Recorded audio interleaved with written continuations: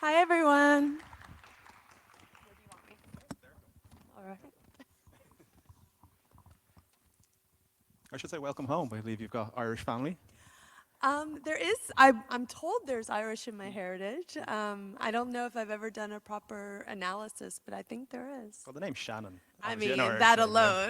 alone. I've been here once before, and it was, I want to say for the big breakfast, and it was for St. Patrick's Day, and it was me, the Coors, and you too. So that was kind of fun. That was really a You're hitting treat. all the Irish cliche bingo with Yeah, that tree. yeah. Yeah, and of course, Shannon means possessor of wisdom, so no pressure for today. I mean, that describes me, right? Also surprised because you're in Cape Town one day, you're in Canada, you're in this. Like, did you Yeah. ever just like look at the window and go, "Where in the name of God am I?" I have to look at my phone apps and see like what time zone I'm in and what time zone other people are in. Like I just never even know. Because you are somebody who seems like you keep busy all the time. Like even starting off, you've done jazz, ballet, tap, and then you were thinking of going tennis I pro. Is mean, that that correct? was when I was little, yeah. I was young, when you've got a little girl that wants to take all the dance classes. And then I started playing tennis in high school and just excelled very quickly. I guess I had a little bit of a natural talent, but it was limited. So I could only go so far with it. But yeah, that was my passion. You went into modeling then afterwards. You were in Japan, New York, places like that. And then to go from that into acting, and your first role is being killed by a snowman. Yeah. Did at any point you think maybe I should have stuck with modeling? No, no, I never wanted to model. I was only modeling to get into acting. So I remember like I'd always wanted to be an actor, and at the time there was a crossover where models did commercials and actors did commercials. And someone had kind of offered me the chance to do some modeling, and I kind of just fell into it. I never wanted to, but I thought, well, maybe it'll lead me to commercials and then I can get into the acting. So I kind of went that route. But I mean, no, I was so excited to be acting. It didn't matter what I was getting killed by. Your next film then, something which was significantly higher profile. At one point, the biggest rated or the biggest highest grossing comedy of all time, American Pie. What's that moment like where you get that call, and it's going to be potentially life changing? Like, there's going to be before this role and after. Like that moment when you get the call, what's that like? Well, I mean, I went through multiple auditions for it, and it was my first studio film, but there was nothing about it that said, like this was going to be a life-changing film, It was just, I just knew it was a studio film, and I was excited to get a job. So, I mean, I was really, really excited, twisted my ankle running inside to like tell my partner. Um, but it was really exciting. I mean, I was just happy to be acting. I didn't know that it would turn into anything like what it became. Because even they were saying like American Pie, I was like, geez, that was 10 years ago. I was like 99. Oh wait, no. 20. Yeah. Yeah, it's scary how time flies. It's really scary because it seems like yesterday to me. Like I don't feel like as much time has passed as it has. Was there ever any sense on the set while you were doing it? Okay, this is something a bit different, or because you were so kind of new to the industry at that point, did you just think, well, this is what it's always like?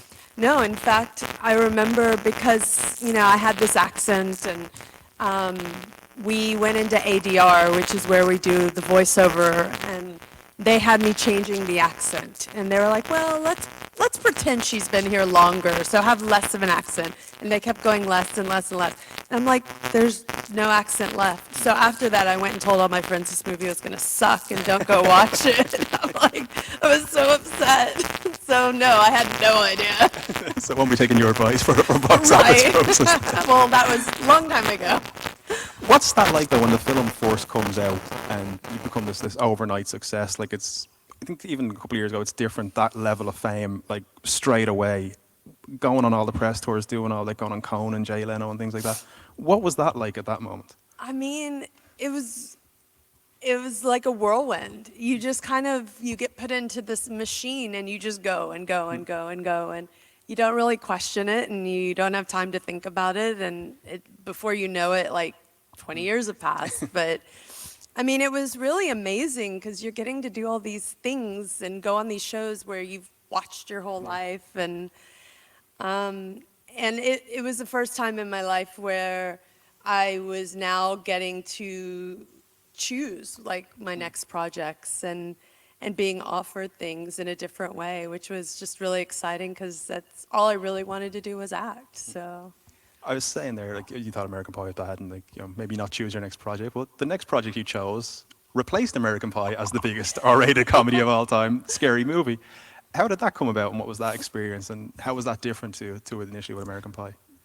because of American Pie, I got a 3 movie picture deal with Miramax, and they were trying to figure out what the films were going to be, and this film came up, and they wanted me to audition for this small role in it, and I read it, and I was like, oh, I really like Buffy. And they're like, well, we're offering you this other role. I go, but let me audition for Buffy, please. And so they let me go in, and I think I was lucky. I was one of the first people to go in to audition.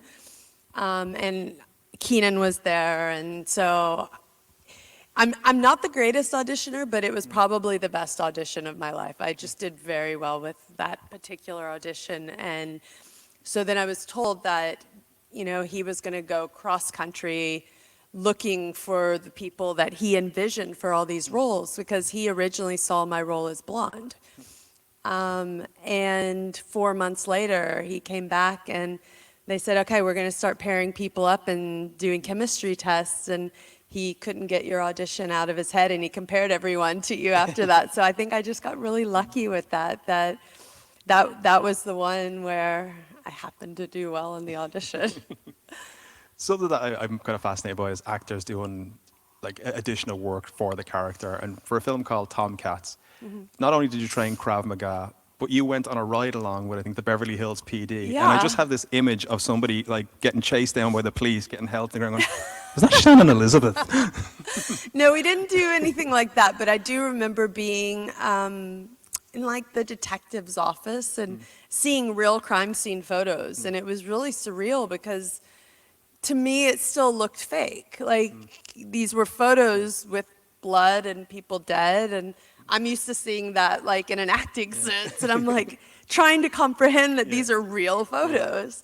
But it was really fascinating, and I do remember that I was in a car, but then a guy came up that was another police officer, young, on a motorcycle, and he looked just like Tom Cruise. And apparently they all made fun of him because he had the aviator glasses, and he was like trying to be Tom Cruise cool. And it was really interesting because they've got their whole world of, their reality and their characters almost. I know you're a fan of reality shows. Have you ever seen the Steven Seagal reality show about this? No. No, he's like a deputized it was like an honorary thing they gave him. Okay. But then he starts showing up as if he was an actual cop, and they Okay. gave him his own show. So there's this great footage of all these cops going, yeah, Steven Seagal's in the car with us, and he comes to real crime scenes and starts trying to solve murders. Cool. That's really cool. Where is that?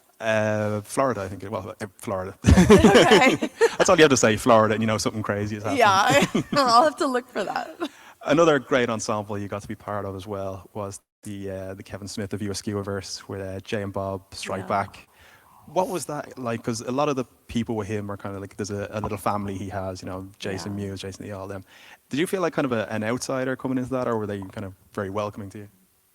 I didn't know anything about Kevin Smith. I hadn't seen any of his movies except, I think, Chasing Amy, and he would make fun of me for that, actually. And I remember feeling a little bit like an outsider, mainly because I didn't smoke. Like everyone on set smoked cigarettes, so then they would all hang out together and smoke, and I'm like, I'm so uncool. Like, I don't smoke, and I don't want to like hang out with like around the smoke. So, only for that reason did I feel like an outsider. I think I didn't know how to like fit in.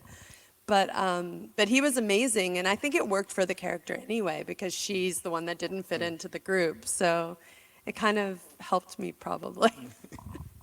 Someone on that who I'm a big fan of, Mark Hamill as well. Did you get Yeah. much interaction with him, or were you? No, I don't I care. did meet him. We were on set the same day for that scene, the big shootout kind of thing.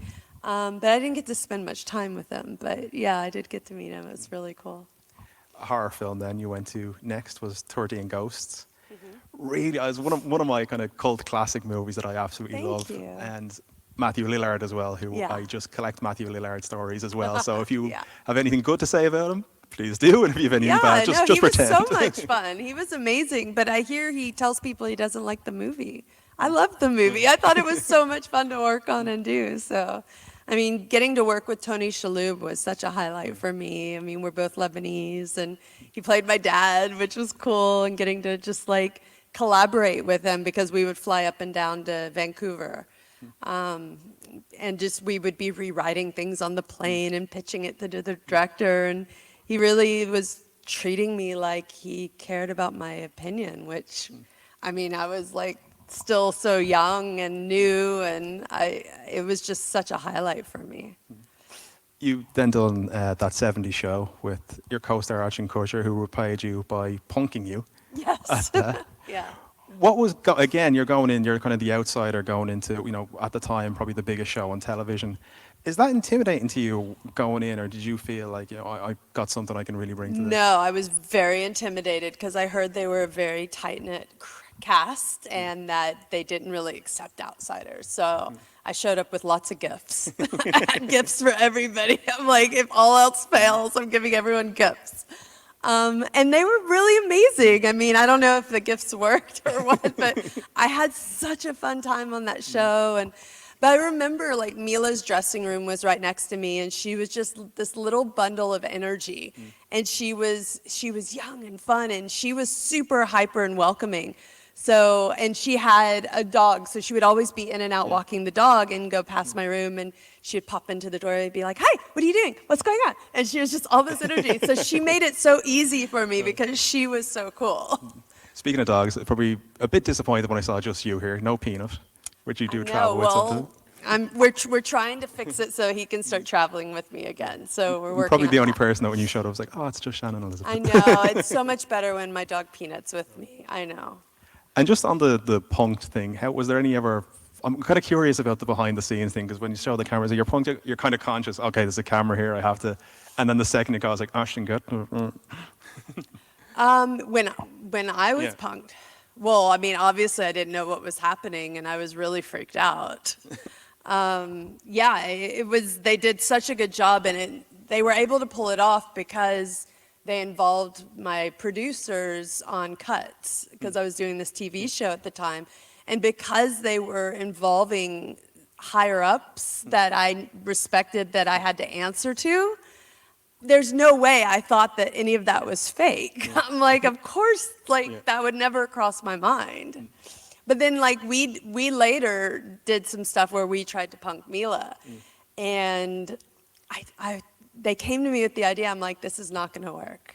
And they ended up having to redo it later because it didn't work. I'm like, she's going to know. Like, this is so obvious. Especially we're doing take two. I mean, it was just, yeah, sometimes they're too much, and sometimes they work so well. Another thing, kind of talking about the random things you do. Another thing you popped up in was Love Actually. Yeah. So you're just, again, it's like, how did that come about? So Like, random. you know. I know. I don't even remember how that came about. I just remember one day I got to be in London, and I'm in this ensemble, and working Denise Richards, like she played my sister, I think. And yeah, it was amazing because it was a day when it was the airport scene, so everybody was there. And I just remember they had us go through wardrobe and everything ahead of time, so we were already fully made up. And Hugh Grant came over, and he was saying hi to us. And she's like, "Oh my gosh, I'm so embarrassed, like dressed like this, I feel like a hooker." And he was like, "Oh, my favorite." And this was right after the scandal of everything. I'm like, he's so cool. That is a lesson on how to take a scandal, Yeah. because he played that absolutely brilliantly. Yeah. We've a couple of mics set up there at the side, or we did. If anyone wants to ask a question, just there at the back and there at the side. So if you have any questions for Shannon, just jump up and ask. Another, again, random talent that you have. I just have your list of credentials here. You played in the World Series of Poker, won 55,000, and lost to the eventual champion in that. Is that correct? I think you're talking about the Heads Up Championship, NBC Heads Up Championship. So that's different than the World Series. So I did both, I guess, but because I would get sponsored by people to go play, and I was doing it originally to raise money for my charity. And that's kind of how I started playing poker, was just to raise money for charity. And then it became something I could do on the side, so I wasn't bothering my agents when I wasn't working. It gave me something else to do. But yeah, that was the NBC Heads Up Championship, and it was crazy because there were 2 wild card spots of people that weren't actual pro poker players, and I just got one of those spots. And I guess I think I got lucky. I was really working on manifestation at the time, and so I was visualizing everything, and some of the pros were teaching me how to beat the next pro I had to play. So they would all coach me really quick and this is what they're going to do, and this is what you do, and it just worked until the end. And I talked to Paul, who won that, and he's like, it didn't matter what hands you went in on. I had a good hand every time. I just got lucky that I was having so many good hands. I was like, okay, well, that makes me feel better because I wasn't having good hands and I was having trouble with that one. Is there any one tip? Because I am atrocious at poker because I have this habit of I mount what I get as soon as I get it. So I go, okay, 3, 6. Oh. So obviously I don't win an don't awful do lot. that. I think poker is really a psychological game, and it's about playing the people. You don't have to have good cards. If you learn how to play the people at your table, you can play without looking at your cards. And there was one pro that did that. She did it online. She put a piece of tape over where her hands were and filmed it all, I think, to prove that you didn't need to see the cards. And she won. So, and that was online, which is even harder. How do you read people online? But there are ways. Jedi mind trick poker is one now. Yeah. You mentioned there your foundation. You initially had Animal Avengers, and then you've got the Shannon Elizabeth Foundation and Rhino Rescue. Is that correct? Well, Rhino Review is one of our programs. Yeah. So, I had the Animal Avengers was a dog and cat rescue, and then I just wanted to help more animals on a bigger scale and kind of went on this quest of what that meant and how to do it. And it led me to South Africa and the poaching crisis. And I wanted to help these animals that I didn't realize could go extinct in our lifetime. So I moved out there, and I go back and forth a lot, but basically at the end of 2016, and then teamed up with a bunch of people there, and they made me revamp the charity to the Shannon Elizabeth Foundation for now. I would like to go back to Animal Avengers at some point. We have different programs, and we have a documentary on our blind black rhino that we're putting together that we take care of, because we're going to get him a girlfriend so he can breed, because he's blind, but he's amazing, and he's beautiful, and he's so sweet. So. And we have a scholarship fund for African women to get into the conservation sciences, and we're constantly putting together different programs, and we work a lot in law and legislation as well. It's something I do, I really, really admire about, because a lot of people, they put their name in a foundation and that's it. But anyone who follows your Instagram will see you're in Cape Town, you're actually putting boots on the ground doing that, and very, very highly involved in that. Yeah. Is that something, you mentioned making documentaries and things like that, is that something you would like to do full time if that was possible? Yeah, we are moving into that, because I've been wanting for a long time to move more into directing and producing. And now it's kind of I'm finally getting the chance to do that, and we're going to start doing a lot of impact programming so we can kind of combine my worlds and make a difference that way, because it's all about storytelling and getting the word out, letting people know what's happening out there, because that's the only way to make a difference, is get these stories out there. I think got somebody there at the mic there asking a question there. Hi, Shannon. Hi. You've done a lot of comedies and a lot of horror films. Which genre did you prefer? Ultimately, I think I prefer comedy because I love making people laugh.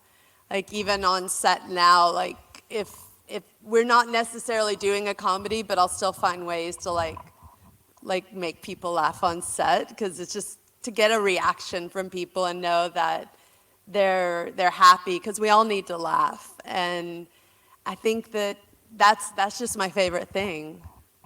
I mean, I love doing horror too, but making someone laugh, there's nothing more rewarding, I think. Thank you. Thanks. So if anyone wants to donate or wants to contribute to the foundation, where do they go for this?